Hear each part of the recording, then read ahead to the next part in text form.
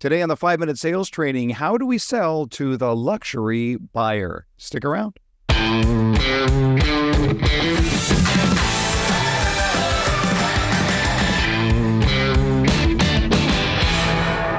Welcome back, everyone, to another 5-Minute Sales Training where we conclude our series about selling to different types of buyers. We talked about how we sell to millennials and first-time buyers and Gen Xers and active adults.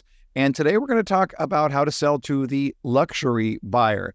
An expert in that for sure is Alexis Pasquarella. She's the sales manager for AR Homes in the north part of South Carolina and the south part of North Carolina.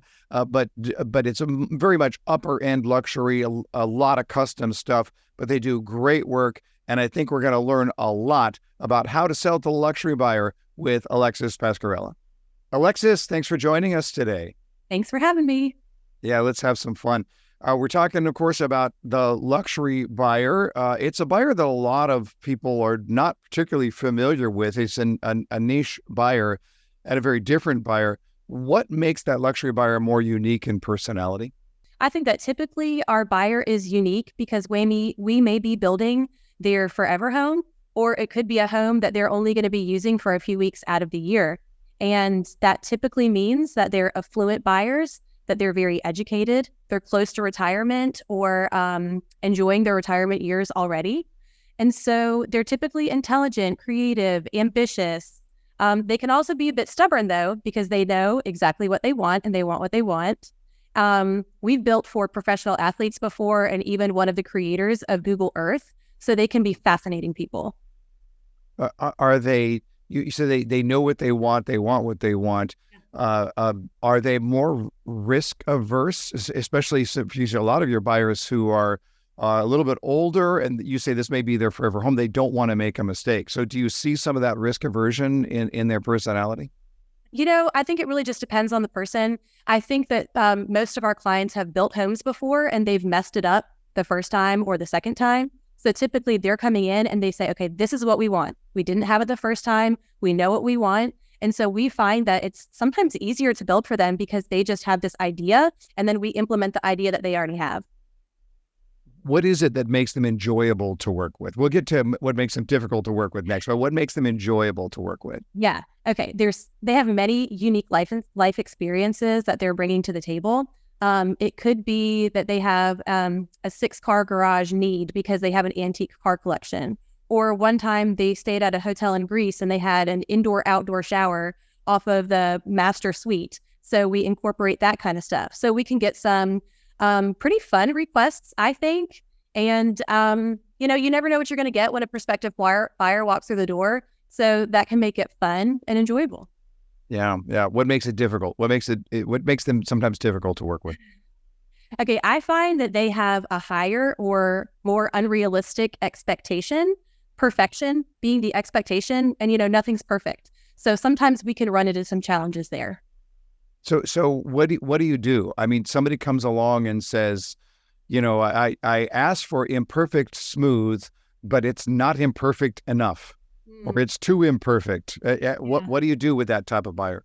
Yeah, I mean, we try and manage it the best that we can and set expectations along the way and check in frequently. But there have been times where people have insisted that we rip out all of the tile because it's imperfectly perfect and they wanted it a different way. So there's times where we do have to do that. And we typically concede because we want the buyer to be happy. Yeah. But at the end of the day, you must be really, really proud of the finished product. I mean, you're building really cool homes. There's nothing wrong with a first-time buyer starter home. Right. And to that buyer, it's great. But You're in this another level. It must be really cool to do what you do. Yeah, no, I really, really like it. We are building people's show homes. Like they're inviting people into their home and they want to show it off. So it is very fun, very creative. I love it. What advice do you have for salespeople in this market segment dealing with this particular buyer? Okay, so I would say that our buyers expect us to be experts on latest design trends, cutting edge technology. So you have to stay on the forefront of those things. So that means attending the International Builder Show every year. That means reading online magazines and articles and just staying up to date because people want the newest, the latest, and the greatest. Also, more importantly for us, though, our buyer cycle can be significantly longer than that of a production home sale. So we have to keep them engaged longer. And so for us, I think that we have to creatively remind them of their current dissatisfaction and their future promise. And so, in my opinion, knowing the Jeff Shore 4-2 strategy is absolutely essential in our success. Love it, love it, love it. It's good to know that it broadens around all buyers because it's really driven towards the buyer more than the product. But having said that, I envy you. It sounds like a really cool product. You're doing great work. Alexis, thanks for joining us today. All right, great. Thanks for having me. Well, there you have it. It sounds cool, doesn't it? To be able to sell to that buyer and that type of product. Difficult for sure and complex, but I think it's still very cool. Hope you enjoyed this series. We're always open to ideas for future episodes of the 5-Minute Sales Training. If you've got a thought on that, just drop it into the comments below. We would love to hear from you. And until next time, my friends, you know what to do. Learn more to earn more.